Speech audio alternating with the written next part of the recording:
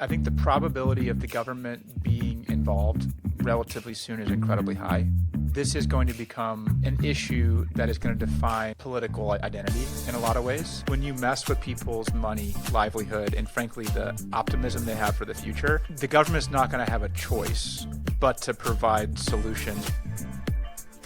Generative AI is transforming life as we know it, not just in the workplace, but in governance, ethics, and beyond.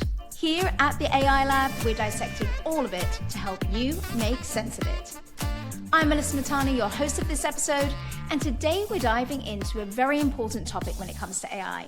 That's workplace transformation and, crucially, job displacement. Joining me to share their experience of this are Cynthia Gutierrez-White. She's a seasoned communication strategist who unexpectedly lost her job early last year.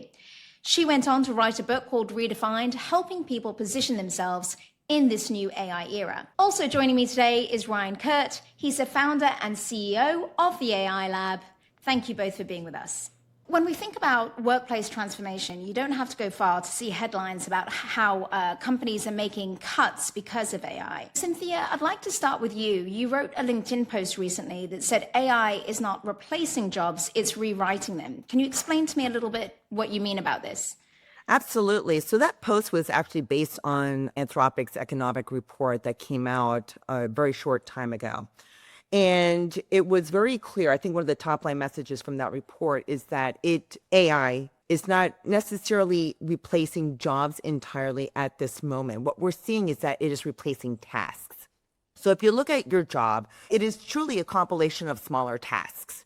And it's some of those digitized tasks are the ones that are being given to AI to either to improve, to augment. What we're seeing is, if you use AI, this person now has the capability of doing the work of 5 people. We don't necessarily need 5 PR people now. We can now reduce it to 2.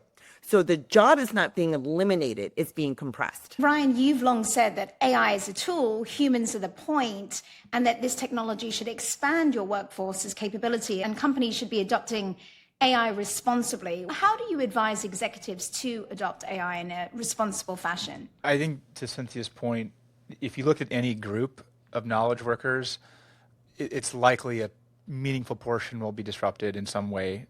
But if you look at the micro level, for any individual that chooses to become sort of the pilot of their career or they get ahead of the curve, which I know Cynthia talks a lot about, it's never been a better time to quickly grab a hold of these tools and kind of jump ahead. So to your question on the executives, right now the market is rewarding layoffs and the market is rewarding trying to find as much efficiency as possible and then calling that like an AI driven change, which I think in some cases is probably true, to some degree, but the narrative is probably the bigger opportunity for the executives. Where we land is if you look at the long term, where the market tends to reward people, it's entering new markets, it's expanding what you do and doing what you do in a new way that forces the rest of your competitors to catch up. And if all you focus on is efficiency and cost cutting, invariably it's a race to the bottom because everyone's just going to try and do everything cheaper. Talking about that, so in February, Block laid off 40% of their workforce, citing AI as reason, and their stock went up. And now we've seen that pattern happen again and again. A question to both of you, A, what kind of message does this send? And secondly, the argument you make, Ryan, is a very good one, but how do you in practice get companies to want to do that? It's a tough conversation because the average executive, to be kind, has no idea what they're doing with AI.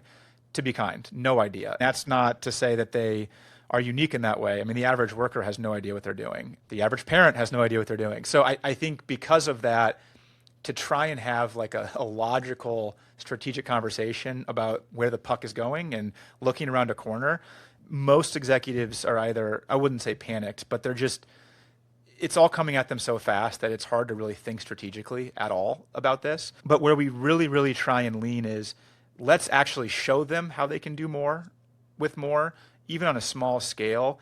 And then they start to realize, well, how do we take this little win and then bring that to the next level?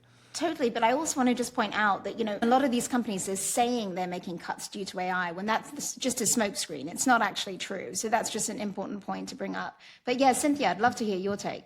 You know what? I'm going to piggyback a lot on what Ryan is saying. And I agree. I think it is not the complete and true story as to what is happening in today's job market. To your point, there are many offices across the country that are doing cuts. Monday, Salesforce, Amazon, take your pick. I mean, you open up any business journal, Wall Street Journal, what have you, and it's going to be the top headline invariably at any point during this week, during this month. I think it is, from a PR perspective, it is just the party line until people figure out what's going on.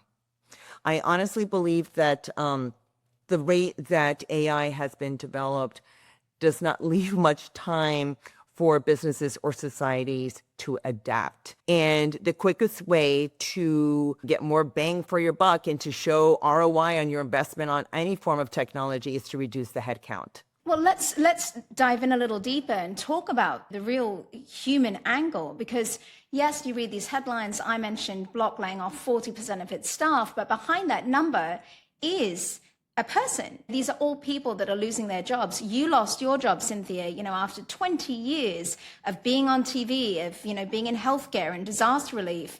What people don't talk about enough is the grief that can come with loss. Can you tell us a little bit about what your experience was like? I'm going to be honest and just say from the get-go, I did not lose my job to AI.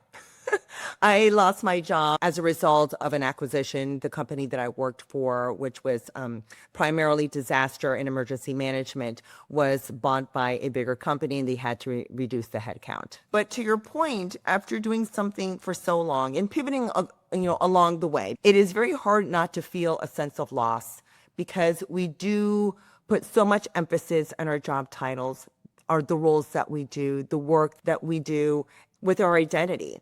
And when you feel as if the rug is being pulled out from underneath you, it's destabilizing. You have to get your footing again and figure out, what do I do now? The optimist that I am, I think, is also an opportunity to reevaluate your skill sets, your passions, your values, to figure out what your next step is.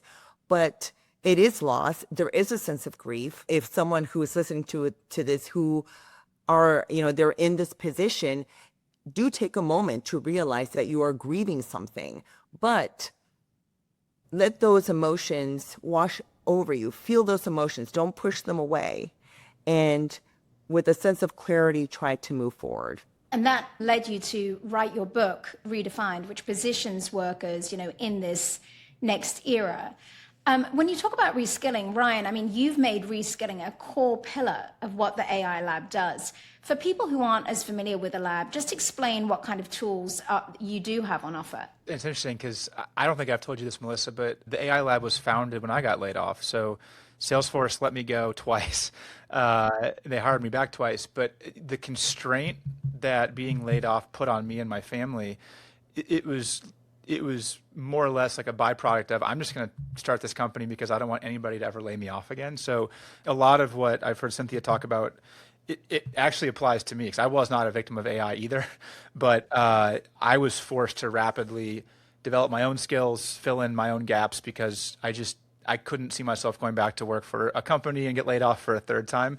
But to answer your question on the reskilling, what really worries me about job loss right now in mass, obviously the grief, and I went through all those stages as well. It's how much talent and how much future return is a company getting rid of in that population. Because if people are sort of the engine behind AI success right now, in our experience, like 20 to 30% of people who get exposed to what Claude can do or ChatGPT can do, and you meet them where they are, 20 to 30% just start sprinting with it. You let go 1,000 people, that's like 200 5X employees that you just got rid of. Like that's a very negative return.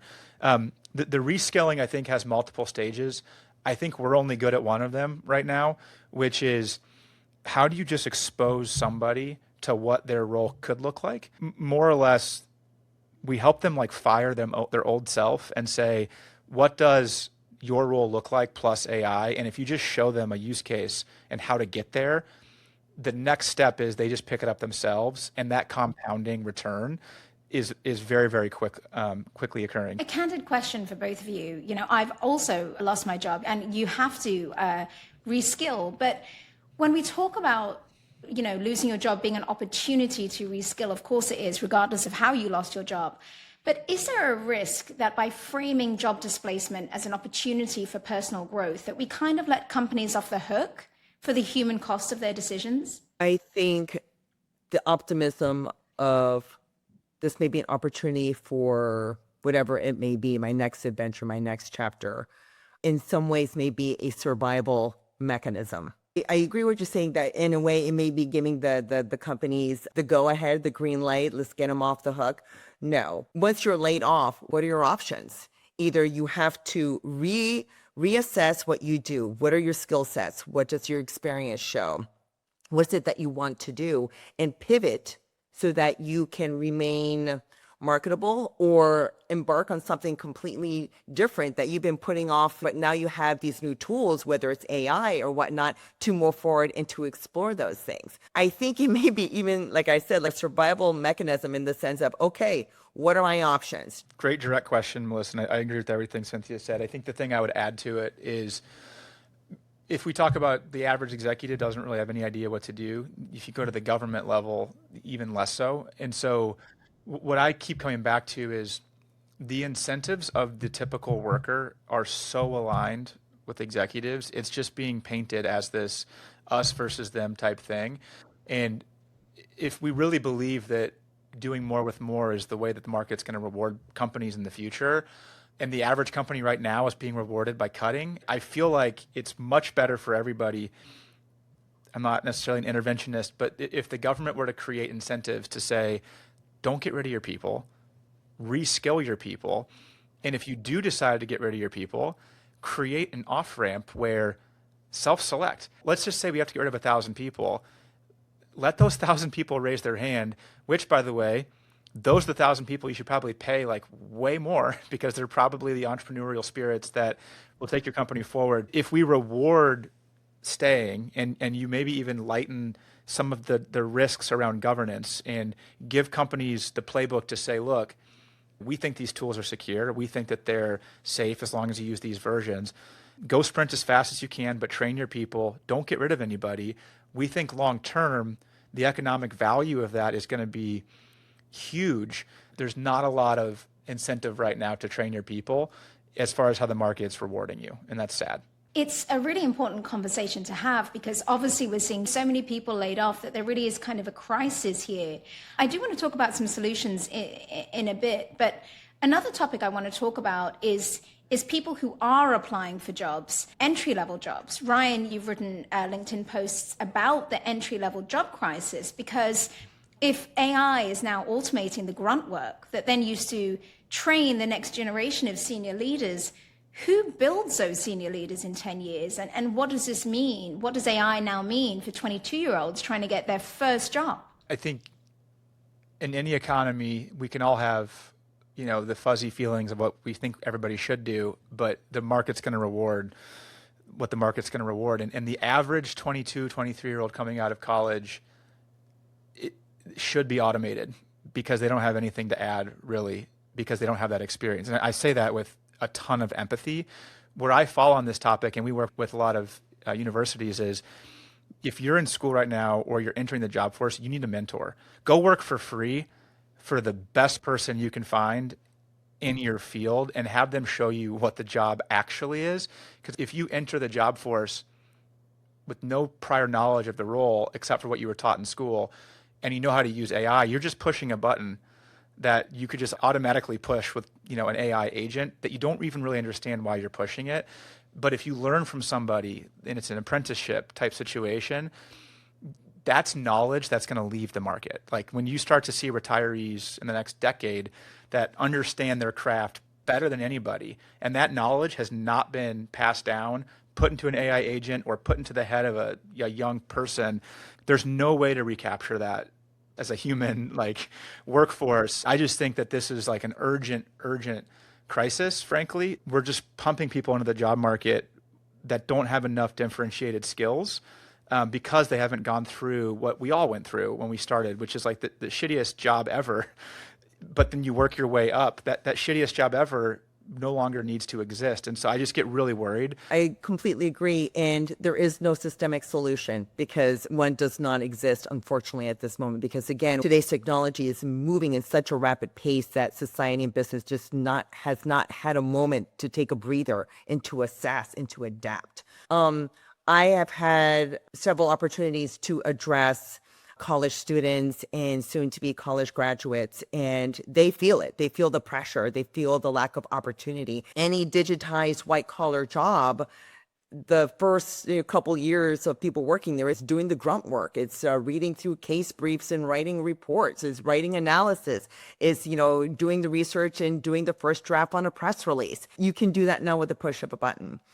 If we do not incorporate these young, creative, hungry minds, down the line, we're going to be penalized for it. I just want to chime in there because the counter argument to all of this, and just to be fair, is that there will also be a lot of younger entrepreneurs who are using AI and using agentic AI to create their own businesses and potentially excel. So, there are positives that come with it, but Agreed. Society and the structures that we currently have in place certainly need to adapt to meet the moment. Correct.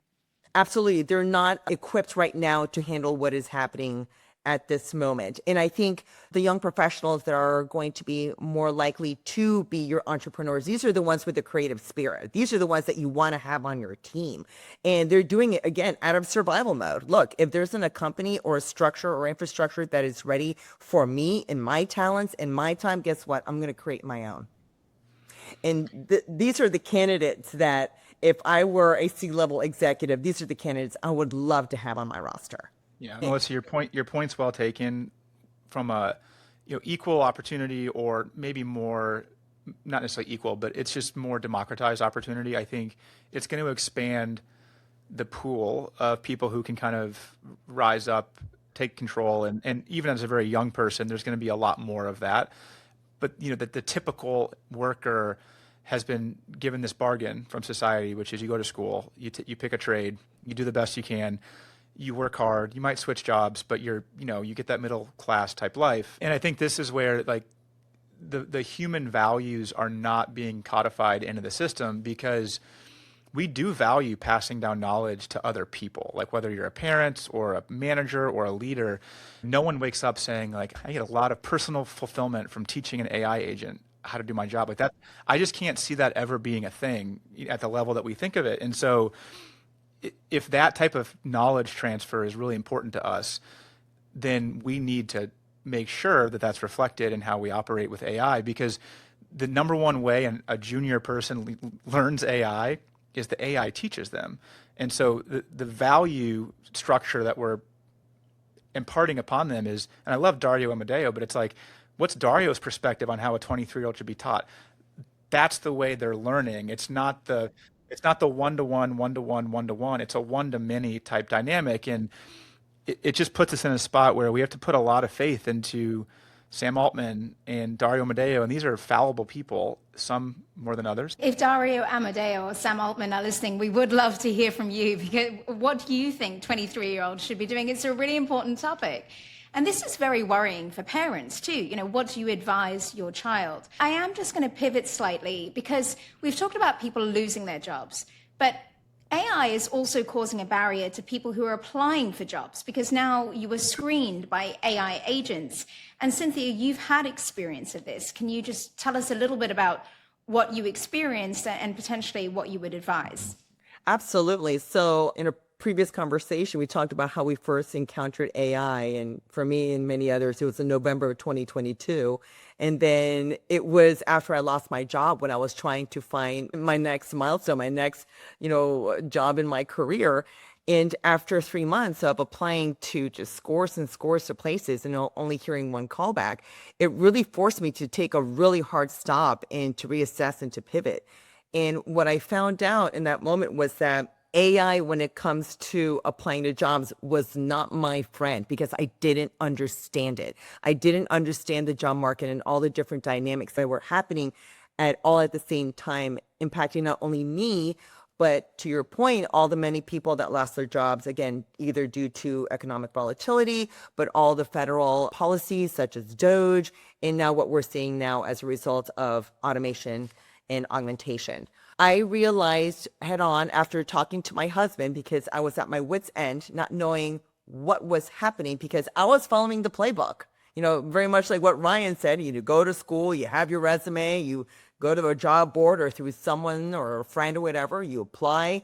If you're lucky, you get an interview, 2 or 3 interviews, boom, you're in. Next thing you know, you have healthcare and all is good. So something was very different this go around. And that's when I learned about ATS. It was initially created to help HR professionals become much more effective and efficient with their time. But if a candidate is not on point with the different parameters that the algorithm is looking for, then that person's resume is not going to be seen by a human being. We're being hit by bots all over the place. So my advice to people who may find themselves in between jobs like me is realize that this is not you. This is a systemic issue, and you need to realize that the playing field, the landscape is not what it was even 5 years ago. I want to zoom out. We've touched on so many different things, but it seems to me like with society where it is, what investors are rewarding when it comes to companies, we're kind of at a fork in the road. And I see 2 main scenarios, and I'd love to get both of your take on each of them. So it's either we are moving towards a reskilled workforce, or one where AI does it all and a ton of people are out of work, which then leads to other crises like people not having healthcare and stuff like that you just mentioned, Cynthia. So if we take the first one, a reskilled workforce, the World Economic Forum's 2025 Future of Jobs report stated while 92 million jobs might be eliminated by 2030, 170 million new roles will be created because of AI. So that's a net gain of around 78 million. Ryan, starting with you, in your opinion, where do those jobs come from? What do they look like? The important caveat to that data, I think, is that data doesn't tell you how you get there. So like, how do you get from 90 to 170? And it's how many of those 90 million are captured in the new population? Hopefully many or all. To Cynthia's experience and my own experience and yours, losing your job or facing the risk of losing your job to completely reinvent yourself is a daunting task. So I just want to state that even if that does happen, it doesn't mean there won't be painful times ahead for many people. Where the new jobs, I think, are going to come from is, at the end of the day, AI can be perfect, but it can't influence whether a person chooses to actually interact with an AI over a human. And so for the clients we work with that are in the customer service business, or they just need to support customers, they would love to have a lot more time proactively calling customers, getting to know them better, figuring out how they can help. And I think that trend exists across the economy. If you take all that stuff off the plate internally and the operational work, I don't necessarily see a limit to how many customer-facing roles the economy might want and what that value might create. So I think, one, there's going to be a lot more customer-facing opportunities. And then in the world of AI agents, it seems far-fetched to think that they'll be autonomous in most use cases. So you're going to have a person in the loop. And the more and more agents that you have, the more complex those swarms become. You're almost going to need to have like agent doctors. It's really hard to know what's going on inside the human body, but doctors do a pretty good job. And so like having a company that has a lot of agent swarms and things that are getting more and more complex, I would expect there to be a lot of people who are kind of like the electricians, the plumbers, the doctors of agents. That's just my prediction. It's really interesting. And Cynthia, let's talk about the second one. So AI takes all our jobs. We have a ton of people let go. They've got no work. They've got no healthcare. The government is going to have to step in at some point. And, the recent Citrini Doomsday report suggested an AI tax on companies.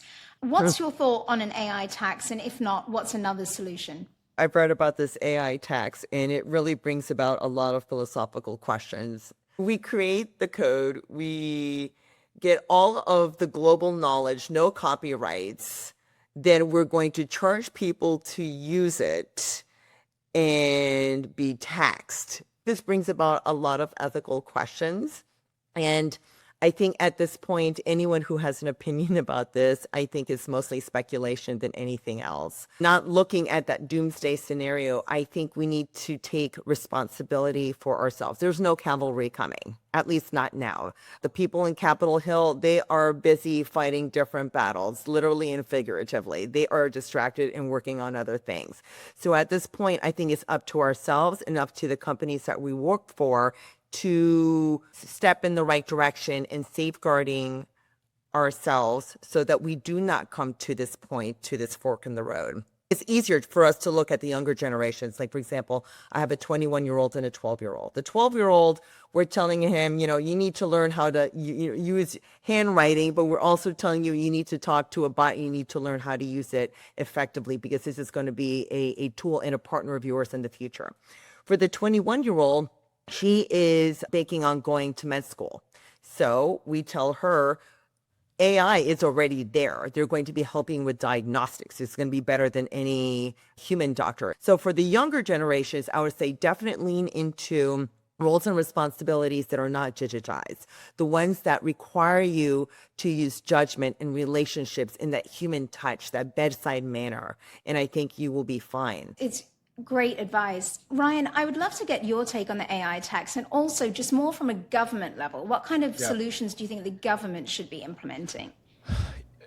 I think the probability of the government being involved relatively soon is incredibly high because I think this is going to become an issue that is going to define political identity in a lot of ways. When you mess with people's money, livelihood, and frankly, the optimism they have for the future, if that starts to shift very quickly in the negative direction, the government's not going to have a choice but to provide solutions or attempt to provide solutions around this. And on the AI tax, I've talked about this a good amount in the past. We're starting to see people wake up to what AI is today. There's different stages of this. One of the stages that follows is, well, how did AI even get to be what it is today? And you start to realize, well, we all contributed to this and we weren't asked. The Pokemon Go is a great example. Anyone that has used Pokemon Go, it was your phone taking videos and you're going to capture these imaginary things around the country, around the world.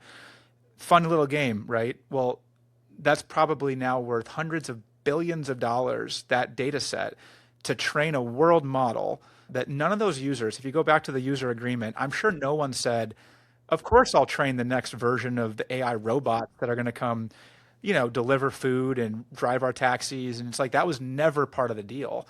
Sam Altman this week says, knowledge is a commodity and we're going to license it to people. And you break apart that statement and it's just such an absurd thing to say. It's not his knowledge to sell. They figured out how to compile it, but it's not their knowledge. It's just shocking that we're letting it happen to us instead of taking a more thorough, thoughtful approach to it. So I just think that this is going to blow up in our faces before we figure out how to manage it at the societal and government level. Bringing it back to the human angle, for companies and investors considering making job cuts because of AI or using it as a smokescreen, what advice would you give to them before they do that? Starting with you, Ryan. We talk to a lot of PE firms, so I'll start there. The fact that they're desperately looking for people to help their portfolio companies answer this question, I think tells me that when you do start to see companies think about cuts and think about how to appease their investors, usually it's like asymmetric information balance. I don't think there is information balance because I don't think either side of the equation really knows. I really encourage people, this stuff is not that hard to learn. It's just not. It's not that hard to understand how it works. It's not that hard to understand how we got here. It's an intentional choice to not know the answers to these questions on some level. And when you really think through what these systems are good at, how they can be used optimally, I just don't think you're going to choose to not empower your people and train them and give them every tailwind you can. But that's just the opposite of what's happening today. If a company came to us and said, we want to cut half our staff, help us do it, we'd say, there's 95 other firms that will do that, go for it, but we're not going to help you do that. And frankly, we think you're going to look really, really bad at some point, and we don't want to be associated with that on many levels. I mean, they should be seeing it as an opportunity rather than just an efficiency gain. Cynthia, same question to you from a communications strategist point of view. If you were advising these companies, What would your advice to them be? My advice would be one question. It would be, this is a means to what end? I would want to understand, how is this supposed to impact humanity? People are looking at the short-term ROI. Again, let's make the boards and the investors happy. But at the end of the day, if the unemployment rate continues to go up, people cannot make their mortgage payments. People cannot make their car payments. Their groceries are too high.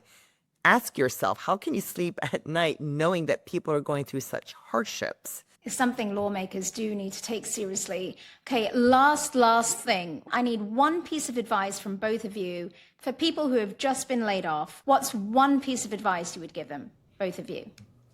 Download Claude Cowork, tell it who you are, and then tell it what job you want, and basically have it tell you how to do that job better, and then record your computer screen of you doing that, and then go email it to whatever hiring manager at whatever company, and I promise you, they're going to be like, our team doesn't know how to do this. We don't even have access to Claude. They're not going to think about hiring you. They're going to want to hire you plus Claude. And then you're going to be like, let's go. Let's do this. You know what? I think that is fantastic. And I'm not even going to add to that, because what I was going to say is definitely download AI tools, be proficient, challenge it, give it tasks that you know you don't want to do, and learn how to do your job better. But he did a great job saying that. So I'm going to dive into the humanitarian side, and that is to understand that, yes, the work is changing quickly, but humanity is not. So don't forget to find those moments of joy, the things that bring you happiness in your life, to always stay curious, ask the right questions, dive into other tools, dive into other AI models out there that can spark a curiosity and a creativity in you that you didn't even know that you had. And to remember that your value is always bigger than the role that you had and the title that you carried. That's great advice. Well, this has been a really wide-ranging and important conversation to be having right now. So thank you both. Thank you. Thanks, Melissa. Thanks, Cynthia. For our listeners out there, if you have thoughts on what we've been discussing, we'd love to hear from you, as well as what other questions you want us to answer here on this podcast. Send your questions to me at podcastquestions@theailab.ai, and we will try to find you some answers. Thanks for listening.